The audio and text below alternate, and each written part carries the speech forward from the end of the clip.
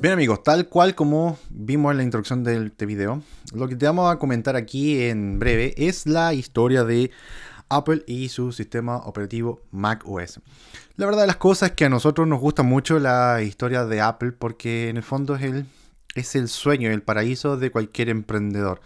Partir desde tu sueño, desde algún garaje, desde alguna casa, como cualquiera de todos nosotros, ¿cierto? Con escasos recursos, con poco presupuesto y finalmente explotar en una idea, en un producto que haya sido un éxito y la haya reventado.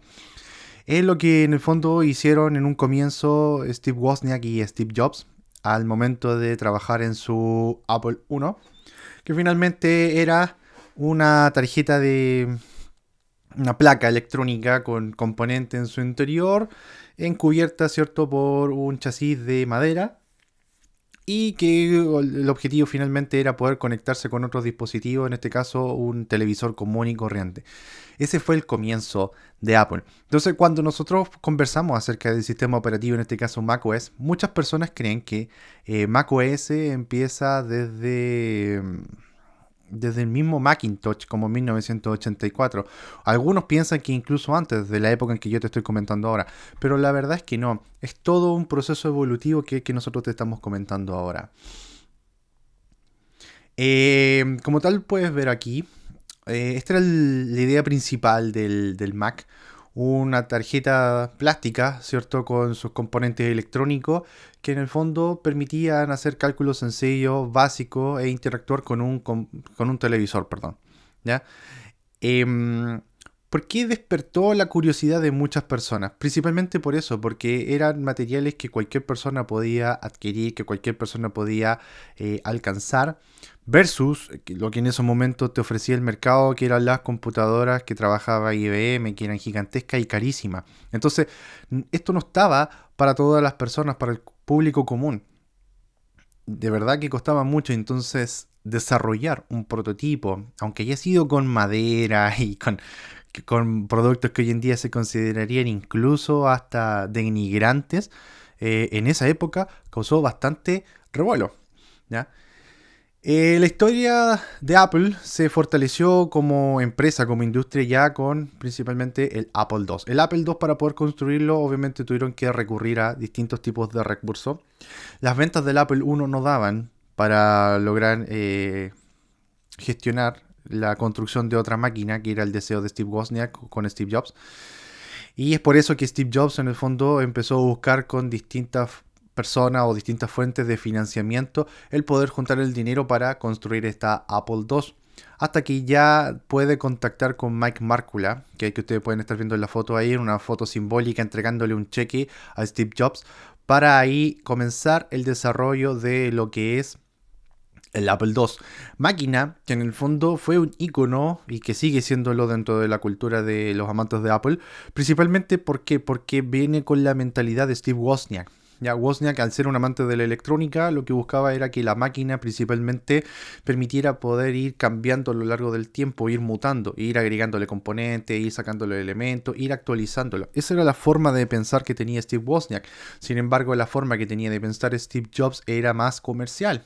Y ahí donde tuvieron muchos conflictos y puntos de encuentro, porque principalmente Jobs le decía a Wozniak, oye, si hay alguien que quiere aumentarle la memoria, que la compre. Si hay alguien que quiere agregarle un dispositivo, que lo compre. ¿Ya? Wozniak era de pensar de otra manera, de otra forma, y ese pensamiento fue el que le salvó el pellejo a Apple durante mucho tiempo.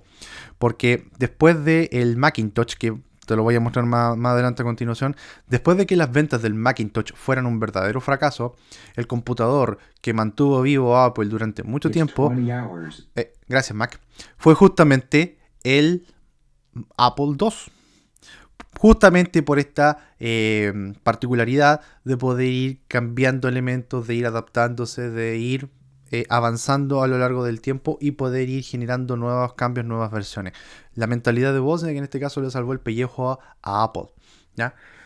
Ya cerca de 1980, por ahí un poquito más avanzado, a Steve Jobs se le ocurrió la genial idea de contratar a John Scully, que es la persona que ustedes están viendo ahí en cámara, ¿Y John Sculley quién era? Era el gerente general o el CEO de PepsiCo, que es la empresa dueña de Pepsi, y que en eso entonces la estaban rompiendo con publicidad, con mercadotecnia, con un montón de cosas más.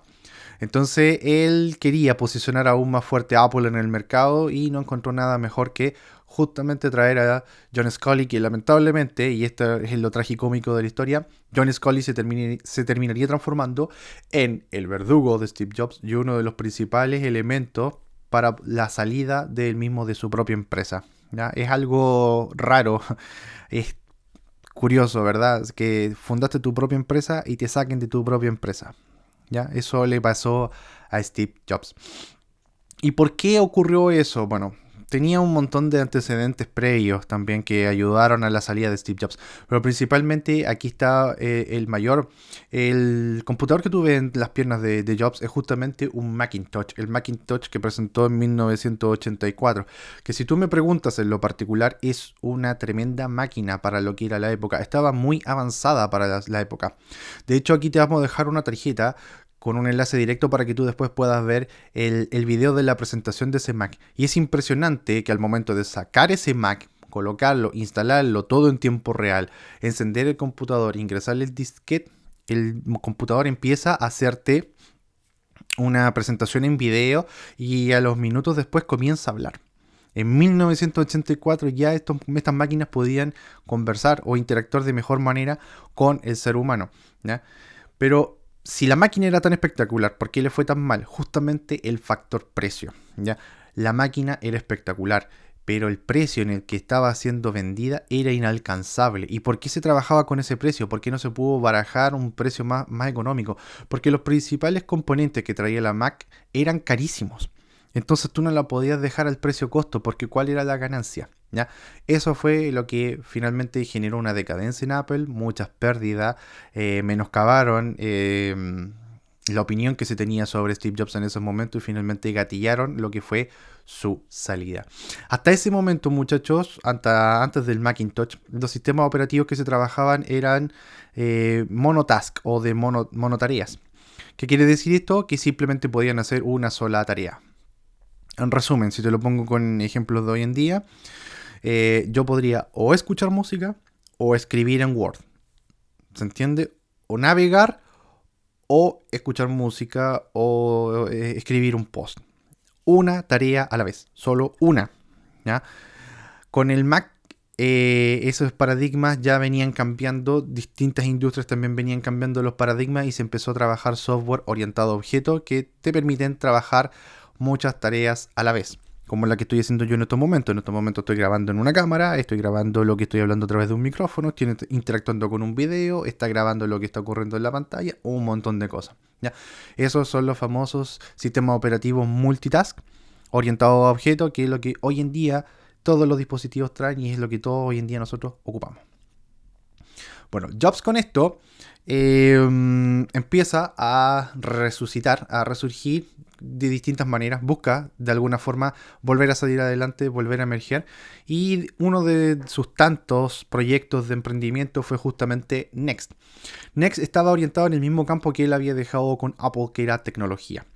Y con Next, él lo que estaba buscando era justamente volver a posicionarse. Y lo anunció en distintos medios y apareció en distintas revistas, diarios, etcétera, con el fin de finalmente volver a posicionarse. Pero la verdad de las cosas es que Next fue una venta de humo. Era una estrategia de cebo y anzuelo que él estaba aplicando. Porque finalmente lo que él estaba buscando era que alguna empresa, algún gigante tecnológico finalmente pusiera los ojos en ellos, los comprara, los adquirieran y en base a ello crecer y avanzar. Porque no tenían los recursos para nada, para continuar, para avanzar por un lado. Y estaba cometiendo el mismo error que había cometido con el Macintosh. El Next One, que es el computador que tú estás viendo ahí, contaba de los mismos problemas que la Macintosh. Un hardware espectacular, tope de línea, pero carísimo. Tan caro como una casa o parte de una casa o tan caro como un auto. ¿Ya? Y lo peor de todo es que el sistema operativo que estaban desarrollándolo para este computador no estaba del todo listo. Entonces, finalmente ese era el objetivo de la estrategia y lo logró. Tuvo la suerte de haber hecho que Apple comiera el cebo, ¿ya? Y el jalar del anzuelo lo logró, porque ese era el objetivo principal, hacer que alguna empresa de estas de tecnología, yo hubiese sido IBM, Oracle, la que haya sido, haya enganchado, lo hubiese comprado y haber desarrollado el proyecto, ¿ya? Afortunadamente para este caso fue la misma Apple la que puso los ojos en este proyecto y de ahí comenzaron a avanzar y a desarrollarse. Todo esto que yo te estoy comentando tú lo puedes encontrar en estas dos películas. No lo sé si estarán en Amazon Prime o en HBO, pero lo que yo sí sé es que están en Netflix. Y ambas te cuentan un poco de la historia de Steve Jobs, que también te la he tratado de resumir en estos minutos. Ambas tienen enfoques distintos. De hecho, Steve Wozniak habla que la película que protagonizó Ashton Kutcher es más que nada una comedia, es una parodia, que hay muchas cosas que representan ahí que realmente no ocurrieron, no pasaron. Mientras que le da todo el respaldo a la película Steve Jobs que protagoniza Michael Fassbender, ¿ya? Si tú me preguntas mi opinión personal, ambas películas son buenas, ambas son entretenidas, te cuentan la historia de perspectivas totalmente distintas, pero yo creo que más que la de Ashton Kutcher idealiza al Steve Jobs, o es como la mirada que tenía el pueblo de Estados Unidos o muchas personas con respecto a él, es como una idealización. Mientras que Steve Jobs, que protagonista Michael Fassbender, es como más cruda y cuenta detalles mucho más específicos y más detallados. Así que bueno, si quieres tener un poco más en sí la historia completa, dale una mirada a ambas películas, te va a entretener y al menos va a reforzar lo que tú estás viendo en estos momentos. Pero ya cuando Steve Jobs vuelve a Apple, la verdad de las cosas es que ve una Apple totalmente acabada, destruida, hecha una miseria, una porquería, en cifras rojas. Apple era lo peor en el mercado, era menospreciada, era menoscabada, era tratada como la peor de las marcas. De hecho, los dispositivos eran carísimos y eran malísimos. Esa era la fama que en esos momentos tenía Apple cuando Steve Jobs volvió. Y aquí hay un cruce importante de la historia. ¿Te acuerdas que en algún momento, hace un año, 2 años atrás, a Mark Zuckerberg, el Congreso Nacional y la Corte Suprema de Estados Unidos lo enjuiciaron por temas de prácticas de monopolio, de venta de información privada y de traquear o hacer un seguimiento de dónde tú estabas y vender esa información? Bueno, algo parecido le pasó a Bill Gates en el año 95, 97, por ahí más o menos en esos años, en donde finalmente él también fue colocado en tela de juicio, pero por monopolio de mercado. ¿Y esto por qué? Porque recordemos que Linux, el primer sistema operativo open source que fueron lanzados al mercado cerca del año 91, 92. Apple era un fiasco, era un fracaso, nadie lo consideraba. Por lo tanto, el único rey, dueño y señor del mercado era Windows. Quien dominaba el Internet en esos momentos era Internet Explorer. Entonces no había mayor cantidad de alternativas. ¿Quién era el único proveedor de software de ofimática? Microsoft. Entonces todas estas prácticas hicieron que en el fondo la Corte Suprema y Estados Unidos pusieran el ojo en Bill Gates y dijeran: oye, no nos gustan las prácticas de monopolio que tú estás practicando, la que estás ejecutando. Y a raíz de lo mismo ocurrió esto siguiente que te vamos a mostrar a continuación. Durante las últimas 7 semanas hemos estado viendo un montón de relaciones y hemos considerado las relaciones que pueden ser potencialmente las que nos puedan hacer crecer a ambas compañías. Y me gustaría poder anunciarles que uno de los partnerships que vamos a armar de aquí en adelante es uno de los más importantes y es justamente Microsoft. Miren la reacción del público, de la audiencia en esos momentos que está anunciando esto. La discusión comienza prácticamente porque tenemos algunos puntos distintos de vista. Ya lo sé.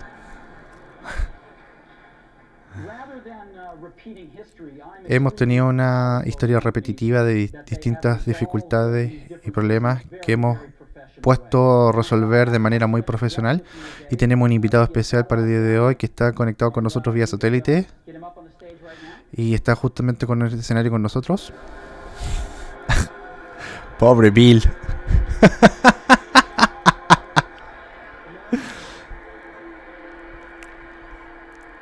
Buenos días. Miren la reacción del público. Estamos muy emocionados de poder construir este nuevo Mac Office el software de ofimática para Mac. Estamos muy emocionados por construir estas nuevas funcionalidades, estas nuevas configuraciones que se van a ser fáciles de transferir a los usuarios antiguos a los nuevos. Pensamos hacer un buen trabajo y para mejorar el tema del rendimiento de las funcionalidades en el Mac. Y esto es importante, te lo voy a decir después.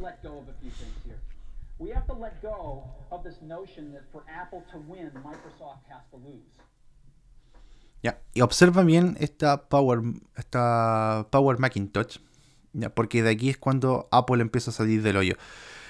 ¿Qué dijo al final Steve Jobs? Dijo, tenemos que cambiar esa mentalidad de decir que para que Apple pueda ganar o pueda surgir, Microsoft tiene que perder. Tenemos que cambiar esa forma de pensar, tenemos que cambiar esa mentalidad y enfocarnos en cosas nuevas. Y eso es lo que trata de hacer de aquí en adelante Steve Jobs. ¿Qué ocurrió ahí? ¿Ya? En el pasado hubo un tema de robo intelectual. Bill Gates trabajaba para IBM, trabajaba para Apple y otras empresas más. Steve Jobs confiaba en Bill Gates en su momento. De hecho, muchas de las aplicaciones de oficina fueron programadas por Bill Gates para Apple. Y en algún momento Steve Jobs le muestra el trabajo que estaban desarrollando con interfaces gráficas para el nuevo sistema operativo que pensaban lanzar con la Macintosh, ¿ya? Antes de 1984, y dijo, oye, mira, esto lo vi en Xerox, me gustó bastante y exploté esta tecnología y estoy haciendo esto y lo pienso lanzar como sistema operativo. Y Bill Gates, que es un tipo que no es nada de tonto, no es nada de imbécil, dijo, oye, mira, ¿sabes qué? Lo pensó. Esta tecnología es el futuro y hay que trabajarla, y eso fue lo que hizo. En secreto trabajó esta tecnología con un grupo de programadores, la hicieron y lanzaron mucho antes que el Macintosh la primera versión de Windows, y que además la vendieron a su archirrival IBM. Entonces, principalmente fue un plagio, fue alta traición y un montón de cosas más, ¿ya? O sea, un robo intelectual. La Corte Suprema no los pescó ninguno de los dos porque en el fondo ambos le estaban robando la idea a Xerox. Xerox también ahí tuvo parte que ver dentro de esos juicios, pero eso es historia para largo. La cosa es que en esta instancia del tiempo, con una Apple quebrada, con un Bill Gates cuestionado y con un Steve Jobs que en el fondo quería hacer cosas con Apple, pero no tenía financieramente la capacidad, se dio el momento exacto en que Microsoft salva a Apple. Y es porque aquí Bill Gates le deposita 150 millones de dólares, ¿ya?, a Apple para que puedan salir de la quiebra y empiecen de nuevo a tener financiamiento. ¿Qué otras cosas más ofrece Microsoft a Apple? Que le van a seguir desarrollando hasta el día de hoy el Office para Mac. Entonces con esto Bill Gates, por así decirlo, restituye sus culpas del pasado, ¿ya?, y también hace un lavado de imagen ante las personas, ante la comunidad, con respecto a entregarle un apoyo económico a una empresa que también es su competencia directa, ¿ya? Y es aquí en esta época, al comienzo del 2000, donde Apple empieza a cobrar vida y el Mac también, principalmente a través de estos dos señores, el ex director senior de diseño industrial, el señor Jonathan Ive, y el CEO Steve Jobs, ¿verdad?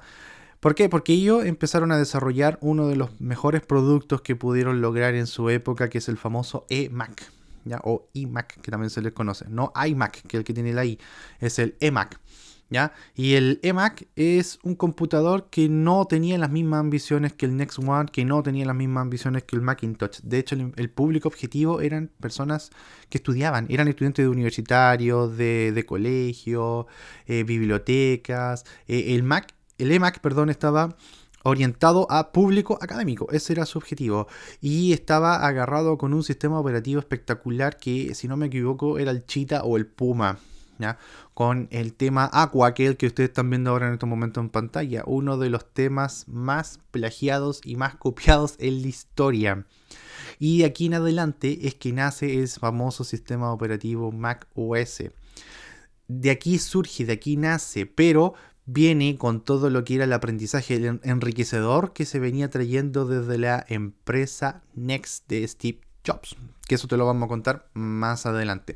Pero justamente en este punto de la historia Comienza la famosa Guerra Fría de las marcas. Hola, soy un Mac y yo un PC. ¿Qué? ¿Vas a hacerte un chequeo? Bueno, hoy me ponen el sistema Vista, es genial, pero no me gusta nada que me hurguen por ahí dentro. ¿Qué quieres decir? ¿Que no es una operación fácil? No, no lo es. Como muchos PCs tengo que actualizar mi tarjeta gráfica, mi memoria, y si quiero el mejor sistema debo acelerar mi procesador. Es algo complicado. Pues lo siento. Mac, si no vuelvo, quédate con mis periféricos. Vamos, PC, vas... menudo periférico. Hola, soy un Mac. Mac te manda un saludo. ¿Cancelar o continuar? Continuar. Y yo un PC. Estás devolviendo el saludo a Mac. ¿Cancelar o continuar? Continuar. ¿Y qué...? Mac te está haciendo una pregunta. ¿Cancelar o continuar? Continuar forma parte de Vista, mi nuevo sistema operativo. Los PCs tenemos muchos problemas de seguridad, por eso me pide autorización de todo lo que voy a hacer. ¿Estás mencionando los defectos de Vista? ¿Cancelar o continuar? Continuar. Podría desactivarle, pero dejaría de darme tantos avisos y se olvidaría de su objetivo. Mentira. ¿Cancelar o continuar? Continuar. ¿Quién no usó Windows Vista? Yo lo sé. Y eso es mentira. Jamás pude desactivar ese maldito aviso de que deseas continuar o avisar. Era horrible, era espantoso. ¿Ya? Bueno, esto es uno de los tantos comerciales que se lanzaron en esa época. Por parte de Microsoft también hicieron burla y cosas por el estilo. Pero, ¿qué era realmente lo que hacía genial a macOS versus, por ejemplo, Windows? Veamos un video y te lo voy a demostrar.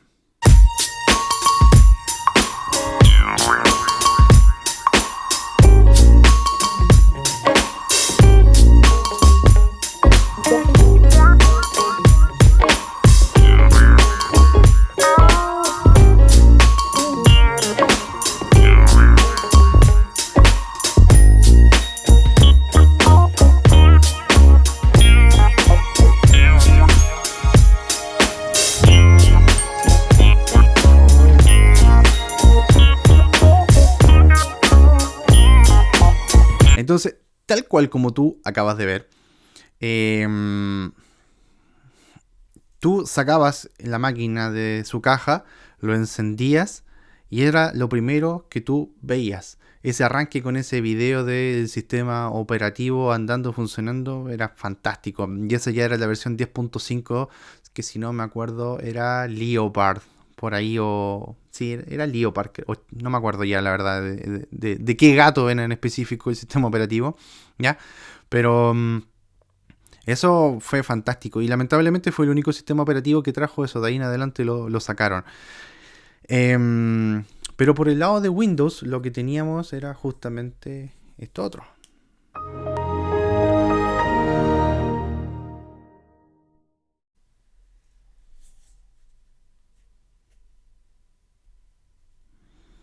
Entonces, dice, oye, qué reducido, ¿verdad?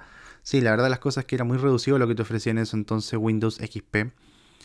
Pero era lo que había. Y acá en Sudamérica Windows era el dueño, amo y señor. A Apple le costó mucho llegar, empezar a posicionarse, a ganar mercado, ¿ya? Pero una vez que ya se empieza a ser conocido, ya empieza a tener soporte en la marca, no hay por dónde. Pero, ¿qué hacía Linux, por ejemplo, en esa misma época?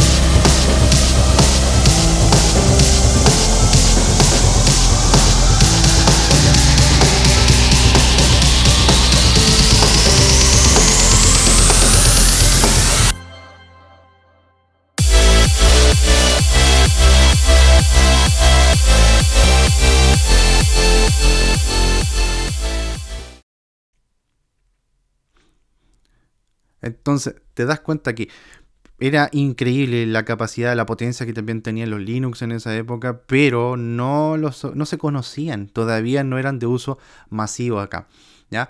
Pero, ¿qué hay con respecto en que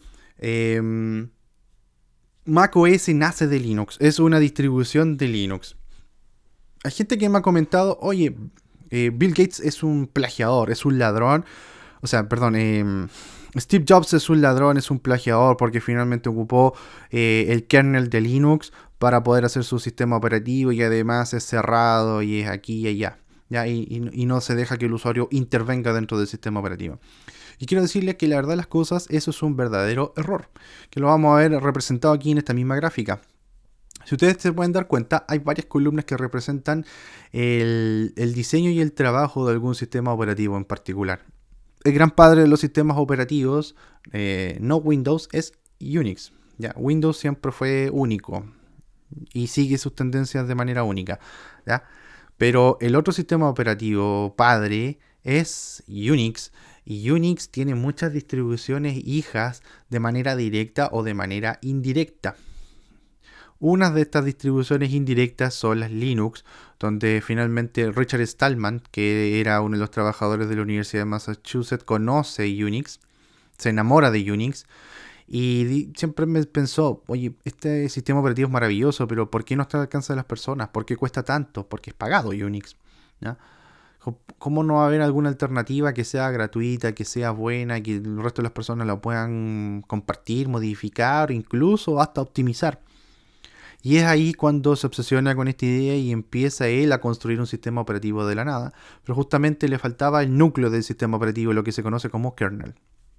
Por otro lado, en Finlandia había un estudiante de sistemas llamado Linus Torvalds, quien para su proyecto de tesis estaba justamente desarrollando un núcleo de sistema operativo, pero no tenía en dónde ni cómo probarlo. Así que con la magia del internet que ya circulaba en eso entonces a nivel mundial, empezaron a mandarse correos en distintos foros hasta que en alguno de ellos encajaron, se conocieron, empezaron a compartirse códigos, librería y cosas por el estilo y voilà, vieron que tanto el kernel como el resto de las librerías que fueron construidas por Stallman encajaban a la perfección y funcionaban, y ahí lanzaron la primera distribución gratuita de sistema operativo Linux que se conoce en la historia. Pero en el lado de Apple, en el lado de Macintosh, la cosa es totalmente distinta, porque cuando Steve Jobs funda Next, empiezan a desarrollar un sistema operativo orientado a objeto, ¿ya? Multitask, y principalmente basado en tecnologías de C++ semejantes a las que se están ofreciendo en esos momentos con Unix, ¿ya? Hasta que una de las divisiones de la Universidad de Berkeley, ¿ya? El Departamento de Ingeniería en Sistemas de la Universidad de Berkeley, lanza una versión que es la BSD, Berkeley Software Distribution, con la cual también hay distribuciones de esa misma versión que son pagadas, otras open source y otras que son híbridas. Justamente se enganchan de esta versión gratuita y la mezclan con el sistema operativo que estaban desarrollando en esos momentos en Next, que es el sistema operativo NextStep, basado en OpenStep, que era el lenguaje de programación que ellos estaban trabajando, y en base a C++, y hacen un híbrido y hacen una mezcla entre FreeBSD, entre NextStep y OpenStep, y es ahí que nace Mac OS en las primeras versiones. Por lo tanto, sí, ambos en esencia tienen como el mismo origen, pero no son iguales. En el fondo son primos hermanos. Y eso lo podemos ver en en los árboles de directorios que nosotros podemos tener acá. Aquí, si te das cuenta, está el árbol de directorios de Mac, donde el usuario tiene sus carpetas, ¿ya? Pero en el caso de Linux, que es la gráfica que tenemos más a la derecha, el usuario está dentro de un directorio llamado Home. Y dentro de cada usuario hay un montón de carpetas y cosas que son pertenecientes a ese usuario. Por lo tanto, la distribución, si bien es semejante, es totalmente distinta una de la otra. Ahora, ¿por qué el Mac se ha vuelto tan popular? Y esto hay que empezar a evaluar un poco qué fue lo que hizo tan popular a Mac. Principalmente el eMac fue una de las máquinas que más se vendieron en universidades, en colegios y cosas por el estilo. Recordemos que otro de los emprendimientos que también hizo Jobs fue aportar con Pixar, que era una empresa de animación con modelos 3D. Y todos estos modelos de animación 3D fueron empezados a enseñarse a usuarios o artistas visuales. Suena bonito eso, pero así se les debiera decir, artistas visuales. Estamos hablando de publicistas, de diseñadores gráficos, de fotógrafos, ¿ya? Gente dedicada al arte que en el fondo le empezaron a enseñar a ocupar estos software electrónico o software digital que pudiera optimizar el trabajo de las imágenes, de la música y un montón de cosas más. Entonces ese es el primer despegue que tienen los Mac y por eso es que en un comienzo siempre veíamos a gente, artistas audiovisuales ocupándolo, ¿ya? Porque su software principalmente estaban pensados y todos corrían en Mac. La suite completa de Adobe en un comienzo corría solo sobre Mac, ¿ya? Y Apple se dio cuenta de esto y empezó a optimizar mucho más el desarrollo de estas aplicaciones y ahí fue que lanzó aplicaciones como Final Cut Pro para ediciones de video. También empezaron a salir aplicaciones bastante buenas como Pixelmator, entre otras, ¿ya? Entonces originalmente los artistas audiovisuales empezaron a ocupar bastante el Mac. Pero otro de los mitos que hay que empezar a derribar y a desmitificar es que estas máquinas son solamente ocupadas por gente que es hipster, que solamente es del mundo audiovisual, de que solamente es gente adinerada y gente que en el fondo no tiene la suficiente inteligencia como para poder ocupar otro sistema operativo y van al Starbucks. Todos esos mitos hay que ir derribándolos y deshaciéndonos de ellos, porque la verdad de las cosas es que hoy en día los Mac son tan potentes y más potentes diría yo que muchos sistemas operativos que nosotros podemos encontrar en el mercado. De hecho, hoy en día si hay un boom de usuarios de MacBook Pro es justamente por los desarrolladores. Hay cada vez más programadores que están usando en estos momentos MacBook Pro, ¿ya? Prueba de ello es esta programadora que te dejo aquí la cuenta de Instagram. Yo a ella la sigo, a Robin Silver, ¿ya? Y no es para la foto, ella de verdad que es buena. De hecho trabaja en Google programando. A ciertos momentos sube líneas de código, comenta cosas que ha hecho con código, etcétera. Es súper ñoña. Si ustedes miren el Legends, tiene hasta líneas de código en el Legends. Entonces ahí te das cuenta que también está trabajando con puros MacBook. Y principalmente, ¿por qué ocurre esto? No por moda, sino que el Mac, al tener una raíz Unix y al trabajar en C++, tiene mayor facilidad para poder integrarse con otra clase de sistemas operativos y con otras arquitecturas en nubes como son las que te vamos a presentar a continuación, que son todo el mundo de la nube, desarrollo en nube. Si tú encuentras una persona que hoy en día te está hablando de que, ay no, es que yo pertenezco a Windows y yo solamente ocupo Windows, o no sé, a mí me gusta Linux y solamente Linux, y si tú no ocupas Linux, para mí eres un novato, o eres, no sé, una persona estúpida, o no, yo ocupo Mac porque solamente los cool ocupamos Mac, son personas que están viviendo hace 15, 20 años atrás de la historia. Hoy en día todos los sistemas se integran unos con otros, los sistemas operativos se integran unos con otros y están pensados para compartir información. La nube en sí que hoy en día estamos consumiendo, que estamos ocupando, trabaja con esa filosofía, la de compartir recursos. Y esto era algo impensado, que por ejemplo tú en las plataformas de Microsoft pudieras contar con plataformas Linux. Eso es de loco. ¿Qué tuvo que ocurrir? Justamente que Bill Gates saliera de la gerencia general de Microsoft, le diera la oportunidad a otras personas y estas otras personas cambiaron el switch completo de Microsoft. Y lo que hicieron fue ponerse a crear de todo, dispositivos, hardware, etcétera. De hecho, yo en estos momentos estoy grabando en una cámara HD Microsoft que se integra en un MacBook. Ya, ese es solo un ejemplo. El hardware que construye Microsoft es bastante bueno. Los mouse, los teclados son de buena calidad y duraderos. ¿Ya?